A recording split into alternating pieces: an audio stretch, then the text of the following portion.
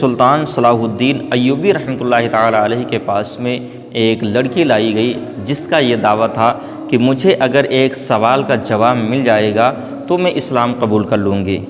حضرت سلطان صلاح الدین ایوبی رحمۃ اللہ تعالی علیہ کے پاس میں جب وہ لڑکی لائی گئی تو آپ نے فرمایا کہ آخر تجھے کس چیز نے اسلام قبول کرنے سے روکا ہے؟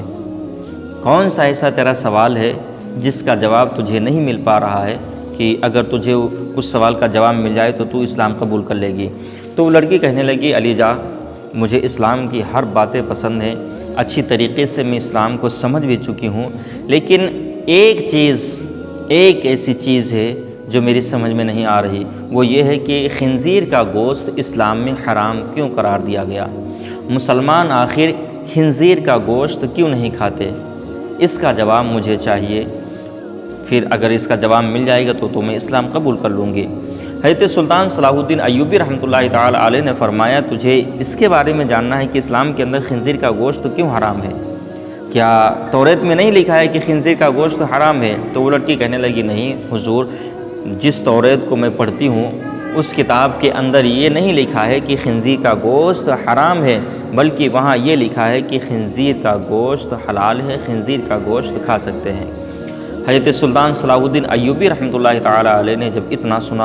سننے کے بعد میں کہا ایسا نہیں ہو سکتا ہے۔ آپ نے اپنے دربار میں حکم فرمایا کہ میرے سامنے وہ توریت لائی جائے جس کے اندر کوئی چھیڑ چھاڑ نہ کیا گیا ہو، جس کے اندر رد و بدل نہ کیا گیا ہو، توریت کو میرے سامنے لایا جائے۔ جب وہ توریت لائی گئی جس کے اندر کوئی رد و بدل نہیں کیا گیا، جس کے ساتھ میں کوئی چھیڑ چھاڑ نہیں کی گئی تھی، سبھی جانتے ہیں کہ اللہ نے 4 مشہور آسمانی کتابیں نازل فرمائیں جو سب سے زیادہ مشہور ہیں، توریت، انجیل، زبور اور قرآن مجید۔ ساری کتابوں میں تو تبدیلی آپ کو مل جائے گی، لیکن قرآن مجید ایک ایسی مقدس کتاب ہے کہ جس کے اندر لوگوں نے بہت گھٹانے بڑھانے کی کوشش کی، لیکن جیسا قرآن پہلے نازل تھا اسی طریقے نازل ہوا ہے اور اسی طریقے سے آج بھی ہے، کوئی بھی رد و بدل ایک زیر زبر پیش ایک لفظ کا نہیں ہوا ہے۔ آخر کار جب وہ کتاب لائی گئی، حضرت سلطان صلاح الدین ایوبی رحمۃ اللہ تعالی علیہ نے اس صفحے کو کھولا جہاں کے اوپر لکھا تھا کہ خنزیر کا گوشت حرام ہے۔ جب اس لڑکی نے پڑھا تو پڑھنے کے بعد میں سوچنے لگی اور کہنے لگی کہ حضور علی جا، میرے پاس میں جو کتاب ہے اس میں لکھا ہے کہ خنزیر کا گوشت حلال ہے اور اس میں لکھا ہے کہ خنزیر کا گوشت حرام ہے۔ تو حضرت سلطان صلاح الدین ایوبی رحمۃ اللہ تعالی علیہ نے کہا دیکھیے یہ وہ کتاب ہے جو جناب عیسیٰ علیہ السلام پر نازل ہوئی تھی،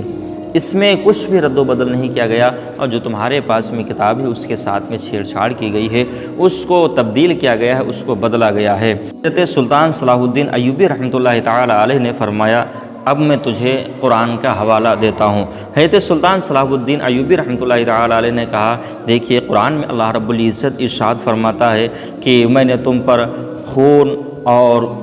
تم پر خنزیر کا گوشت حرام کر دیا، اور دم و لحم الخنزیر، اور تمہارے اوپر مردار اور خون اور تمہارے اوپر خنزیر کا گوشت حرام قرار دے دیا۔ یہ تو خیر قرآن سے ثبوت رہا۔ اس کے بعد میں حضرت سلطان صلاح الدین ایوبی رحمۃ اللہ تعالی علیہ عقلی جواب دیتے ہیں، یعنی اپنی عقل سے اس کو جواب دیتے ہیں اور سمجھانے کی کوشش کرتے ہیں۔ حضرت سلطان صلاح الدین ایوبی رحمۃ اللہ تعالی علیہ نے فرمایا ٹھیک ہے، آپ ایسا کیجئے کہ ایک خنزیر کو پکڑیے اور پھر اس کو ذبح کیجئے، ذبح کرنے کے بعد اس کا گوشت کاٹ کر کے پکائیے اور پھر اس پکے ہوئے گوشت کو میرے پاس میں لے کر کے آئیے۔ وہ لڑکی گئی اور اس کے سامنے خنزیر کو جنگل میں مارا گیا اور پھر اس کو ذبح کیا گیا۔ ذبح کرنے کے بعد میں پھر حضرت سلطان صلاح الدین ایوبی کے حکم کے مطابق اس کو گوشت میں تبدیل کیا گیا، یعنی بوٹیاں کاٹی گئیں اور پھر اس کو ہانڈی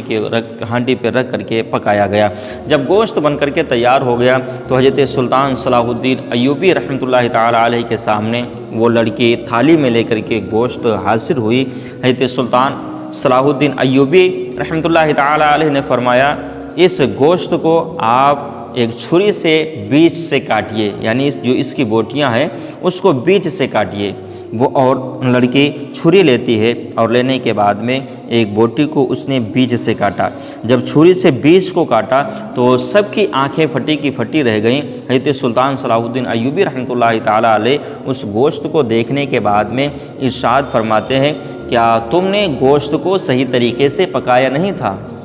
گوشت کچا نظر آ رہا ہے، اندر بوٹیاں کچی ہیں، اندر گوشت کچا ہے، کیا تم نے گوشت کو صحیح طریقے سے پکایا نہیں تھا؟ وہ عورت کہتی ہے کہ علی جا، میں نے خود اپنے ہاتھوں سے پکایا، خوب اچھی طریقے سے پکا کر کے، خوب گلا کر کے گوشت میں آپ کے پاس میں لے کر کے آئی ہوں۔ جب اتنا حضرت سلطان صلاح الدین ایوبی رحمۃ اللہ تعالیٰ علیہ نے سنا تو سننے کے بعد میں کہا، بس میں اسی بات کو سننا چاہتا تھا، میں تمہارے منہ سے سننا چاہتا تھا کہ اچھی طریقے سے گوشت پکا ہے کہ نہیں پکا ہے۔ حضرت سلطان صلاح الدین ایوبی رحمۃ اللہ تعالیٰ علیہ نے کہا کہ خنزیر کے گوشت کو آپ چاہے جتنا پکائیں، چاہے جتنا پکائیں، وہ اندر سے کچا ہی رہے گا، اندر سے کچا ہی رہے گا۔ اگر کچا گوشت جسم کے اندر جائے گا، کچا گوشت جو بھی کھائیں گے تو جو کچے گوشت کے جراثیم ہوتے ہیں وہ جسموں کے اندر پہنچتے ہیں، تو جب جسموں کے اندر کچے گوشت کے جراثیم پہنچتے ہیں تو کئی ساری بیماریاں جنم لیتی ہیں، کئی ساری بیماریاں پیدا ہوتی ہیں۔ اس لیے قرآن کے اندر اللہ رب العزت نے اس گوشت کو کھانا مسلمانوں کے اوپر حرام قرار دے دیا ہے، کیونکہ یہ گوشت کھا کر کے سارے مسلمان انسان بیمار ہوتے، اس لیے اللہ رب العزت نے پہلے ہی آگاہ فرما دیا کہ اس کے قریب بھی مت جاؤ، اور یہ تمہارے اوپر خنزیر کا گوشت حرام ہے، یہ حرام ہے۔ اور پھر حضرت سلطان صلاح الدین ایوبی رحمۃ اللہ تعالیٰ علیہ نے اس لڑکی سے کہا کہ تم اچھی طریقے سے سمجھتی ہو، آخر تم بھی ایک حکیم ہو، تم اچھی طریقے سے جانتی ہو کہ کچے گوشت کے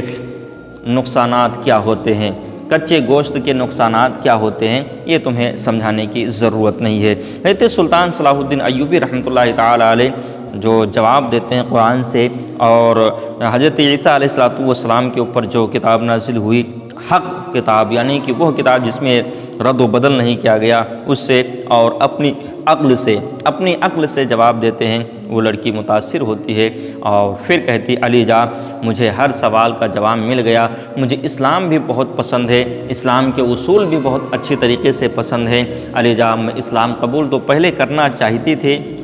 لیکن اس سوال نے مجھے روک رکھا تھا، آج مجھے اس سوال کا جواب بھی مل گیا ہے، علی جا، میں مسلمان بھی ہونا چاہتی ہوں، تو میں یہ چاہتی ہوں کہ آپ ہی کیوں نہ مجھے کلمہ پڑھا کر کے دائرہ اسلام میں داخل کر لیجئے، آپ بھی مجھے کلمہ پڑھا کر کے مشربہ اسلام کر دیجئے۔ حضرت سلطان صلاح الدین ایوبی رحمۃ اللہ تعالیٰ علیہ نے اس لڑکی کو کلمہ طیب پڑھایا اور اسلام میں داخل کر دیا، داخل ہو گئی، وہ اسلام میں داخل ہوتی، مسلمان ہو جاتی ہے۔ تو دوستو، آپ بتائیے آپ کو یہ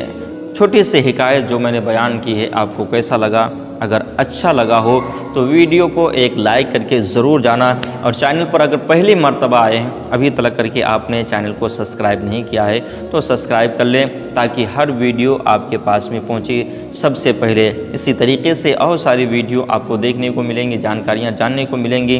ساتھ ہی ساتھ میں جلسے کے ویڈیوز، نعت، تقریر آپ کو انشاءاللہ سننے کو ملتے رہیں گے۔ ملتے ہیں دوستو کسی اور ٹاپک پر بات کرتے ہوئے، گفتگو کرتے ہوئے، کسی اور دوسری حکایت کے لیے۔ السلام علیکم ورحمۃ اللہ تعالیٰ وبرکاتہ۔ السلام علیکم ورحمۃ اللہ تعالیٰ وبرکاتہ۔ محترم ناظرین، آج ہم اپنے گاؤں کی مسجد کے تعلق سے اس مختصر وقت میں بات کریں گے، لیکن اس سے پہلے مسجد کی فضیلت قرآن مجید میں پروردگار عالم کیا بیان فرماتا ہے اس کو سماعت کریں، پھر حدیث مصطفیٰ آپ حضرات سنیں۔ اللہ رب العزت ارشاد فرماتا ہے، انما یعمر مساجد اللہ من آمن باللہ والیوم الآخر، بے شک وہ لوگ مسجد تعمیر کرتے ہیں جو اللہ تعالیٰ اور آخرت کے دن پر ایمان رکھتے ہیں۔ اور حدیث شریف میں ہے کہ جس کسی نے بھی تیتر گھر بنانے کے برابر بھی مسجد کے بنانے میں حصہ لیا، اللہ تعالیٰ اس کا گھر جنت میں بنائے گا۔ اور حضور صلی اللہ تعالیٰ علیہ وسلم نے اور ارشاد فرمایا، جس نے اللہ کی رضا کے لیے چھوٹی یا بڑی مسجد بنائی، اللہ تعالیٰ اس کے لیے جنت میں گھر بنائے گا۔ اور مسجدوں کی تعمیر کرنا انبیاء علیہ السلام کی سنت ہے۔ حضرت آدم علیہ السلام نے سب سے پہلے ام المساجد یعنی خانہ کعبہ شریف کی تعمیر فرمائی، تب سے لے کر حضور صلی اللہ تعالیٰ علیہ وسلم تک تمام انبیاء علیہ السلام مسجد کی تعمیر فرماتے رہے۔ لہٰذا انبیاء کرام کی اس سنت پر عمل کرتے ہوئے